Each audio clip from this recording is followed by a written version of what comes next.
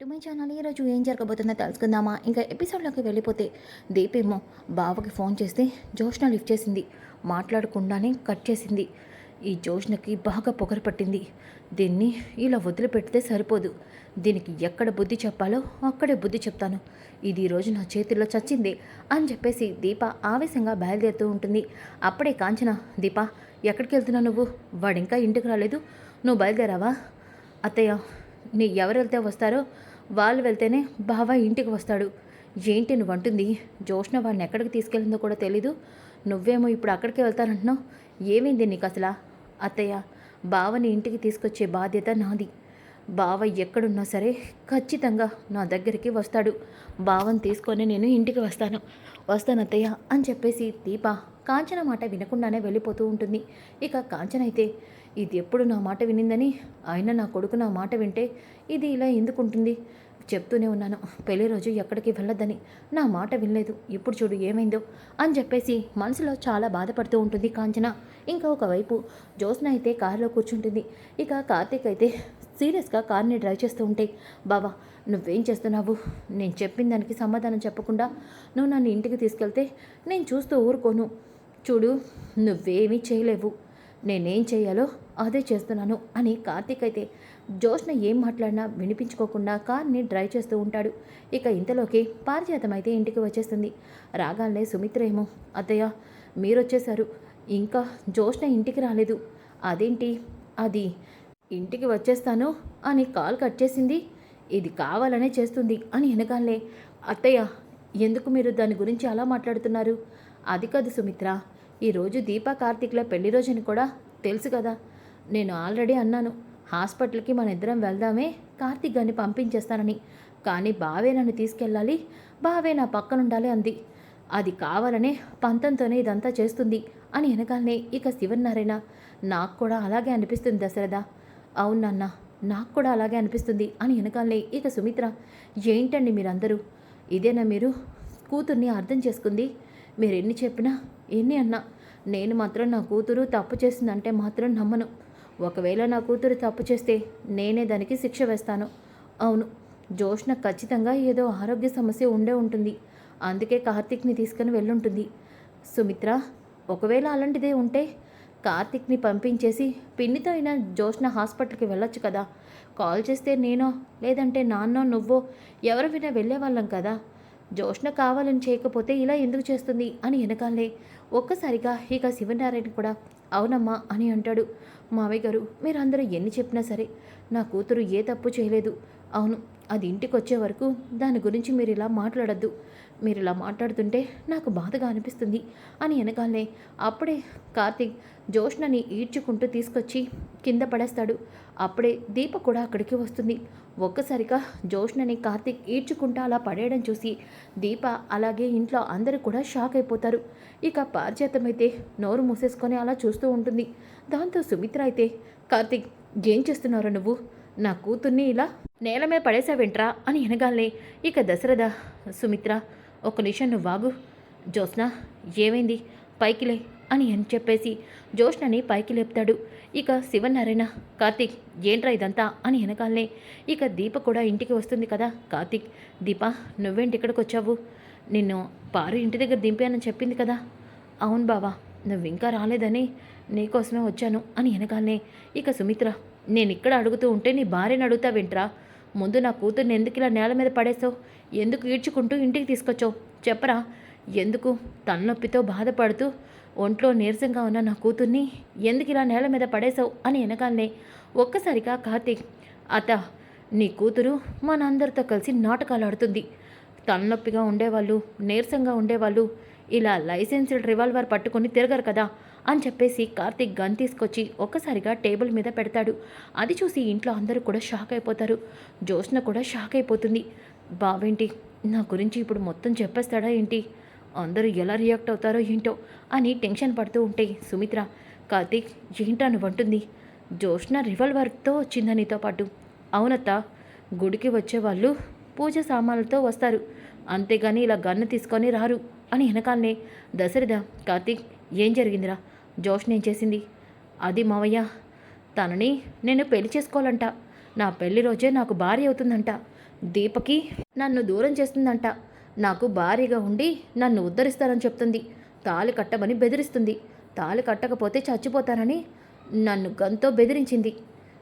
నేను సమయానికి చేతిలోంచి గన్ లాక్కొని ఇంటికి తీసుకొచ్చాను గట్టి సరిపోయింది. లేదంటే అని వెనకాలనే ఒక్కసారిగా సుమిత్ర, కార్తీక్ ఏంట్రా నువ్వంటుంది? అవునత్తా, నువ్వు విన్నదంతా నిజం. నీ కూతుర్ని గుడికి తీసుకెళ్తే పెళ్ళవుతుందని మొక్కుకున్నాను అంటే నువ్వు చెప్పావని తీసుకొని వెళ్ళాను. కానీ జ్యోత్స్న చేసింది ఇది అని వెనకాలనే ఒక్కసారిగా సుమిత్ర జ్యోత్స్న చెంప పగలగొడుతుంది. దాంతో అక్కడున్న అందరూ కూడా షాక్ అయిపోతారు. ఇక శివనారాయణ, అమ్మ సుమిత్ర, మావయ్య గారు, దయచేసి ఈ విషయంలో మీరు ఏమీ మాట్లాడద్దు. నువ్వు పెళ్లి చేసుకుంటానని మా అందరితో చెప్తే నువ్వు చెప్పేది నిజమనుకున్నావు. దీప నాకు అక్క లాంటిది అంటే దీప మీద అసూయ ద్వేషం నీకు పోయాయి అనుకున్నాను. కానీ నువ్వు చేసేది ఇదా? వాళ్ళ పెళ్లి రోజున తెలిసి కూడా ఇంతకీ ఎలా దిగజార్చావే? నిన్ను చూస్తుంటేనే అసహ్యం వేస్తుంది జ్యోత్స్న అని వెనకాలనే, అది కాదు మమ్మీ, నోర్బై, ఇంకొక్క మాట మాట్లాడినా నేనేం చేస్తానో నాకే తెలీదు. కార్తీక్, దాని తరపున నీకు నేను సారీ చెప్తున్నాను. అత్త, నువ్వెందుకు సారీ చెప్పడం? జ్యోత్స్న ఇంకొకసారి ఇలాంటి తప్పు చేయకూడదంటే వీలైనంత త్వరగా జ్యోత్స్నకి ఒక మంచి సంబంధం చూసి పెళ్లి చేయాలి. అవును, ఎలా అయినా సరే జ్యోత్స్నకి పెళ్లి చేసే బాధ్యత నాదత్తా అని వెనకాలనే, ఒరే కార్తీక్, నా కూతురు తప్పు చేసినా అది మనసులో పెట్టుకొని దాని పెళ్లి గురించి ఇంకా మాట్లాడుతున్నావు. చాలా థ్యాంక్స్ రా అని వెనగాలనే దశరథ, అవునరా అమ్మ దీప, కార్తీక్, ఇక మీరు బయలుదేరండి. ఇప్పటికే చాలా ఆలస్యమైంది. అక్కడ కాంచన మీకోసం ఎదురు చూస్తూ ఉండొచ్చు. అవును అవును నాన్న, అత్తయ్య నేను ఇప్పుడు ఇక్కడికి వస్తానన్నా ఒప్పుకోలేదు. ఎందుకు ఒప్పుకుంటుందమ్మా? ఈరోజు మీ పెళ్లి రోజు కదా, వెళ్ళండి, జరిగింది ఏదో జరిగింది అని వెనగాలనే కార్తీక్ దీప బయలుదేరుతూ ఉంటే పారిజాతం, వసే ముదృష్టదాన, పాపిష్టి మొహం దాన, నా మనవడిని పెళ్లి చేసుకోవడానికి పెద్ద ప్లానే వేసావన్నమాట. నా మనవరాలకి సవతిగా కూర్చుందామని చూస్తున్నావా? చెప్తాను నీ పని. నువ్వు చేసిన బాగోతాలన్నీ సుమిత్రకి అర్థమయ్యేలా చేస్తాను. సుమిత్రతోనే నీకు గడ్డి పెట్టిస్తాను అని పారిజాతం అనుకుంటుంది. ఇక జ్యోత్స్న అయితే చాలా కోపంగా వెళ్ళిపోతూ ఉంటాయి. ఇక దశరథ, ఆగు జ్యోత్స్న, అయినా లైసెన్స్డ్ రివాల్వర్ నీ దగ్గర ఎందుకుంది? ఈ గన్ నాన్నది కదా, నీ దగ్గరికి ఎక్కడిది అని వెనకాలనే, అది డాడీ, చూడు జ్యోత్స్న, ఆ రోజు కూడా ఇలాగే గన్ తీసుకొచ్చి దీప నన్ను షూట్ చేసిందని చెప్పి చాలా పెద్ద గొడవ చేశావు. ఇప్పుడు కూడా ఈ గన్ తీసుకొని వెళ్ళి ఏం చేయాలని చూస్తున్నావు నువ్వు? ఇంకొకసారి ఈ గన్ను నీ దగ్గర కనిపిస్తే నేనేం చేస్తానో నువ్వు కల్లో కూడా ఊహించుకోలేవు అని వెనకాలనే శివనారాయణ, కరెక్ట్గా చెప్పావు దశరథ అని చెప్పేసి గన్ తీసుకొని వెళ్ళిపోతాడు. ఇక సుమిత్ర, ఏంటండి ఇది? పెళ్ళి చేసుకుంటానని మాటిస్తే మారిపోయింది అనుకున్నాను, మళ్ళీ ఇది ఇలా తయారైంది ఏంటండి అని జ్యోత్స్న గురించి సుమిత్ర బాధపడుతూ ఉంటే, సుమిత్ర నువ్వేమీ బాధపడకు, కార్తీక్ మాటిచ్చాడు కదా, వాడు మాటిచ్చాడంటే అది ఖచ్చితంగా జరుగుతుంది. అవును, వాడిని నేను నమ్ముతాను, ఎవరిని నమ్మకపోయినా నా మేనలు నిన్ను నమ్ముతాను అని అనగానే సుమిత్ర కూడా నేను అదే నమ్మకంతో ఉన్నానండి అని అంటుంది. ఇంకా ఒక పక్కన కార్తీక్ దీప ఇంటికి వస్తారు. కాంచన, ఆగ్రా, ఇప్పుడు వరకు ఎక్కడికి వెళ్ళావు? నువ్వేమో రాలేదు, నీ పిల్లమేమో నిన్ను తీసుకొస్తారని వెళ్ళింది. అసలు మీ ఇద్దరికీ నా మాట మీద లెక్కే లేదు కదా. అమ్మా, ఇప్పుడేమైపోయింది? నేను దీప వచ్చావు, అలాగే సినిమా టికెట్స్ కూడా తీసుకొచ్చాను. త్వరగా రెడీ అయితే అందరం మూవీకి వెళ్దాం. నేనేమి రాను, అంతగా కావాలంటే నువ్వు నీ పిల్లాన్ని నీ కూతుర్ని తీసుకొని వెళ్ళు అని వెనకాలనే అప్పుడే శౌర్య అక్కడికి వచ్చి, అవును, పెద్దనాన్నమ్మకి సినిమాలంటే ఇష్టం ఉండదు, ఎందుకంటే పెద్దనాన్నమే ఇక్కడ సినిమా యాక్షన్ చేస్తుంది కదా, నీకు బాగా మాటలు ఎక్కువయ్యాయే, లేకపోతే ఇక్కడ ఒక్కదానివే సినిమా చూడకుండా ఏం చేస్తావు? అక్కడైతే సినిమా హాల్లో పాప్కార్న్ తినచ్చు, డ్రింక్ తాగొచ్చు, ఇక్కడేముంటాయి? పదా, నువ్వు కూడా మాతో పాటు, ఎప్పుడు ఇంట్లోనే ఉంటావా ఏంటి అని వెనకాలనే కాంచన గట్టిగా నవ్వుతూ ఉంటుంది. ఇక కార్తీక్, అమ్మా, మా మీద కోపం పోయినట్టే కదా, ఇక అందరం మూవీకి వెళ్దాం పదండి అని చెప్పేసి అంటాడు. ఇక దీప కార్తీక్ బట్టలు మార్చుకోవడానికి లోపలికైతే వస్తారు. ఇక దీప, బాబా, జ్యోత్స్నని చూస్తుంటే నాకు అనుమానంగా ఉంది. జ్యోత్స్న ఇలా ఎప్పుడు కూడా ప్రవర్తించలేదు, ఇప్పుడు ఇలా ప్రవర్తిస్తుందంటే జ్యోత్స్నకి నిజం తెలిసిపోయిందా? అందుకే జ్యోత్స్న ఇలా చేస్తుందా? దీపకి ఇప్పుడు నిజం చెప్పకపోవడమే మంచిది అని కార్తీక్, దీప, జ్యోత్స్న గురించి తెలిసిందే కదా, తను జరుగుతుంది అనుకున్నప్పుడు ఎంతకైనా తెగిస్తుంది, జరగదు అన్నప్పుడు ఇలాగే బెదిరిస్తుంది. దాసమావని కూడా ఇలా బెదిరించే కదా నిజం చెప్పకుండా దాసమావని ఆపింది. ఇప్పుడు నన్ను కూడా బెదిరించి తను అనుకున్నది సాధించాలనుకుంది, కానీ అది జరగనివ్వను కదా. బావా, జ్యోత్స్న ఇలాగే చేస్తూ ఉంటే జ్యోత్స్న వల్ల అమ్మ బాధపడుతుందేమో. లేదు మరదలా, అలా జరగనివ్వను.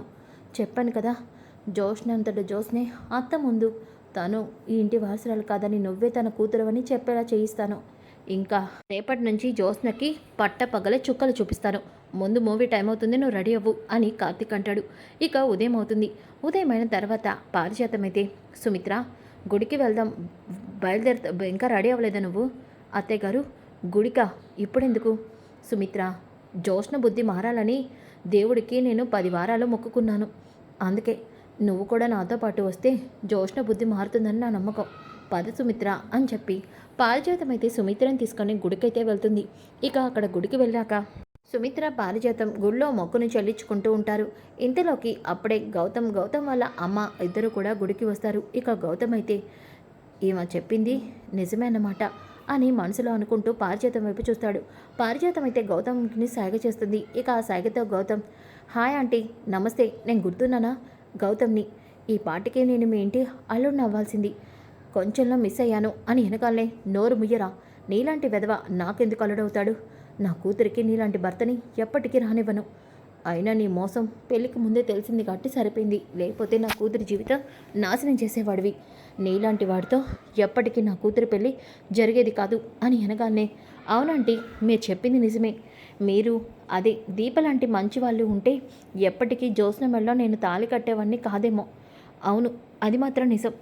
ఎందుకంటే నా గురించి జ్యోత్స్నకి పూర్తిగా అన్ని విషయాలు తెలుసు. కానీ జ్యోత్స్న నాతో పెళ్ళికి ఒప్పుకుంది. కానీ దీపే మా పెళ్ళిని ఆపడానికి అన్ని ప్రయత్నాలు చేసింది. కానీ మీరు మాత్రం దీపని అర్థం చేసుకోలేకపోయారు. ఏంటి నువ్వు అంటుంది?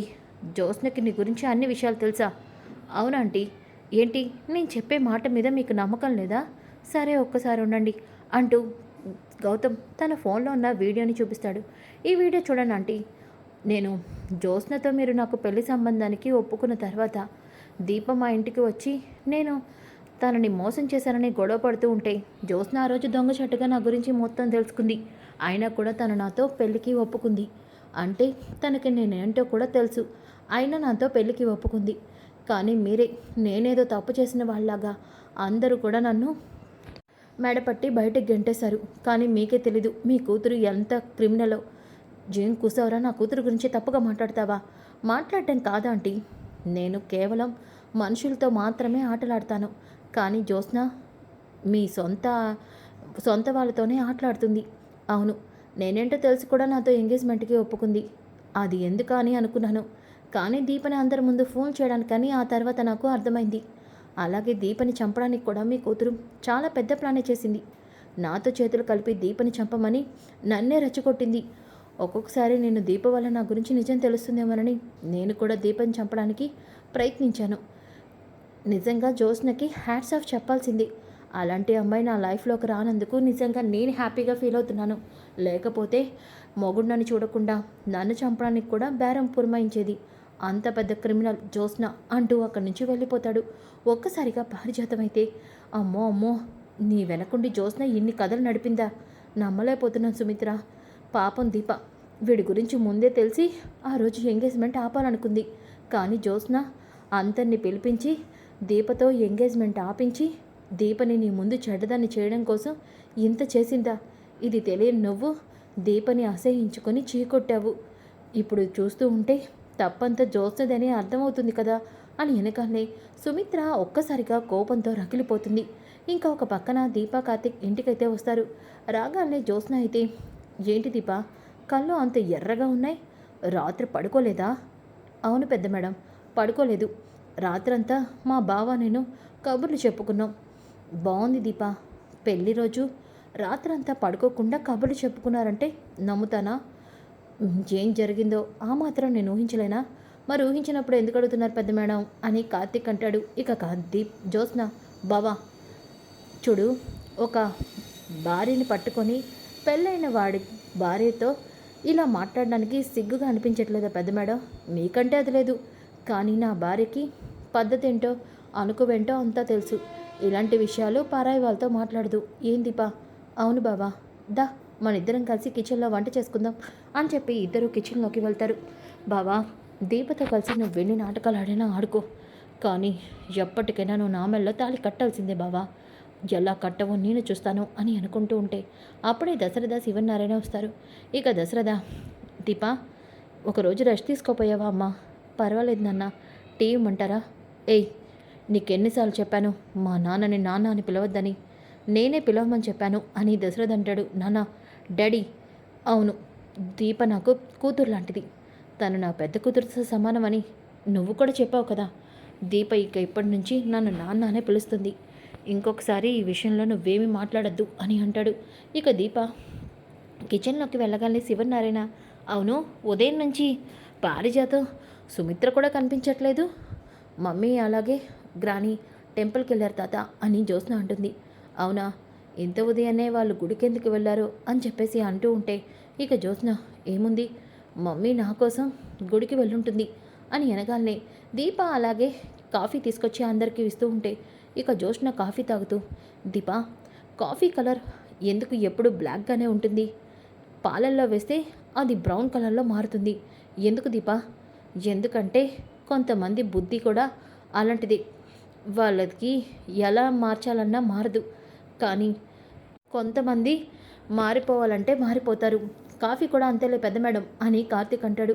ఇక జ్యోత్స్న, బావా నువ్వు కరెక్ట్గా చెప్పలేదు, కొన్ని అలవాటుకు తగ్గట్టు మారిపోతాయి.